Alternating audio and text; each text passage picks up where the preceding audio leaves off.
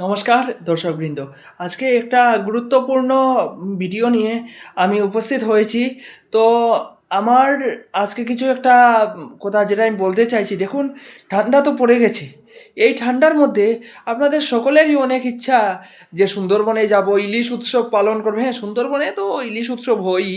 তো সবারই ইচ্ছা সুন্দরবন ভ্রমণ করব, সুন্দরবনের জঙ্গলে বাঘ দেখব, সুন্দরবনের নদীতে কুমির দেখব। কিন্তু একটা সত্যি কথা আপনি কি জানেন? সুন্দরবনের নদীতে গেলে আপনাকে কুমির কামড়াবে, আর সুন্দরবনের জঙ্গলে গেলে আপনাকে বাঘ কামড়াবে। তো সেটার জন্য আপনি যদি বাঘ এবং কুমিরের হাতে একবার ধরা পড়েন, আপনার মনে হয় না যে বলে আপনি আর বেঁচে ফিরতে পারবেন বলে মনে হচ্ছে না। তো সেই কারণে আপনাদের সকলের কাছে আমার একটাই অনুরোধ, দেখুন, বাঘ এবং কুমিরের হাত থেকে আপনাদেরকে বাঁচানোর জন্য আজকে আমার এই ভিডিওটা প্রথম থেকে শেষ পর্যন্ত আপনারা দেখতে থাকবেন, তাহলে আপনারা সব কিছু বুঝতে পারবেন। আর যদি অর্ধেক দেখে আপনারা বন্ধ করে দেন, তাহলে কিচ্ছু বুঝতে পারবেন না। দেখুন, আমি যা বললাম, বাঘ এবং কুমিরের হাত থেকে বাঁচানোর জন্য আজকের এই ভিডিওটা, আপনাদের সকলকে বাঁচানোর জন্য কী হবে জানেন? দেখুন, যদি কখনো কোনো বাঘকে এবং কুমিরকে সামনের দিকে আসতে দেখেন, তো সঙ্গে সঙ্গে আপনার নিঃশ্বাস বন্ধ রেখে আপনার মাটিতে পড়ে যাবেন। তখন বাঘ এবং কুমির এসে আপনার ঘ্রাণ নিতে থাকবে কি আপনি আছেন না নেই। দেখুন, বাঘ আর কুমির না, ওরা কখনোই মরা মরা মানুষকে খায় না। কারণ দেখুন, আমরা অনেক কিছুই খাই, তাই না? মাংস খাই, পাঁঠার মাংস, কচ্ছপের মাংস, অনেক মাংসই আমরা খেয়ে থাকি, তাই না? তো পাঁঠার মাংস যে আমরা খাই, একটা জ্যান্ত পাঁঠাকে প্রথমে আমরা কি করি? কাটি, তারপরে তো খাই, না? তো এই পাঁঠাটাকে কাটার পর মাংসটাকে ঘরে এসে ধোয়ার পর রান্না বান্না করে তারপরে তো আমরা ভাতের সাথে মুখে দিই, তাই না? ভাতের সাথে কিংবা রুটির সাথে মুখে দিই, তাই না? তো সেই কারণে একটা পাঁঠা 3 দিন আগে মরে গেছে, 3 দিন পর যখন এসে পচে গিয়ে একবারে দুর্গন্ধ হয়েছে, সেই পাঁঠাকে কি কেটে খাবো নাকি আমরা? না না না, সেটাকে খাওয়া চলবে না। তো সেই কারণে তখন যদি আপনি নিঃশ্বাস বন্ধ রেখে শুয়ে থাকেন, তাহলে বাঘ এবং কুমির যেই আসুক না কেন, সে মনে মনে ভাবে আপনি আর নেই। তো মরা মানুষকে খেয়ে কি লাভ হবে নাকি? কখনোই নেই। তখন সেই বাঘ এবং কুমির যেই আসুক না কেন, সে প্রস্থান করার পর আপনি উঠে যাবেন।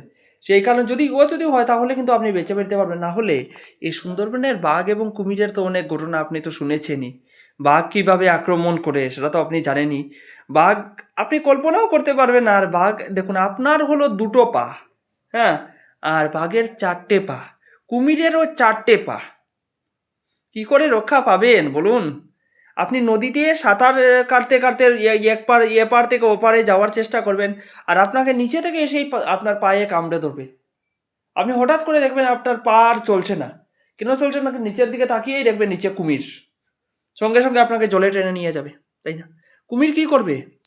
প্রথম আপনাকে কামড় দেবে, কামড় দেওয়ার পরে এরকম এরকমভাবে গোল গোল এরকম গোল গোল কি করবে? ঘুরবে। কারণ কেন করবে বলুন?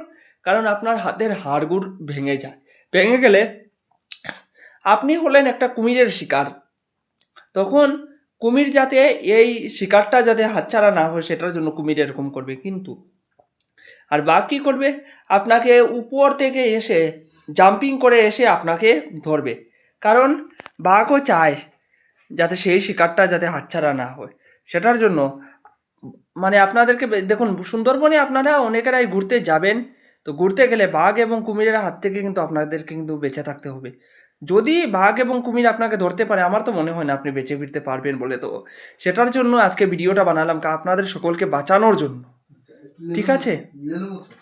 ঠিক আছে, তো সেটার জন্য আজকে আমার এই ভিডিওটা তো এখানেই শেষ করছি। আমার ভিডিওটা যদি ভালো লেগে থাকে, লাইক করবেন, কমেন্ট করে আপনাদের মতামতটা জানিয়ে দেবেন, শেয়ার করে সবাইকে দেখার সুযোগ করে দেবেন। ধন্যবাদ আপনাদের সকলকে।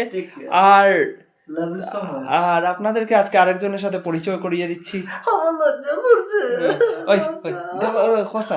অনেক লজ্জা করছে। হ্যাঁ, না, ও অনেক লজ্জা করছে। তো প্রথম ভিডিওতে এসেছি, ও হলো আমার বড় ভাই।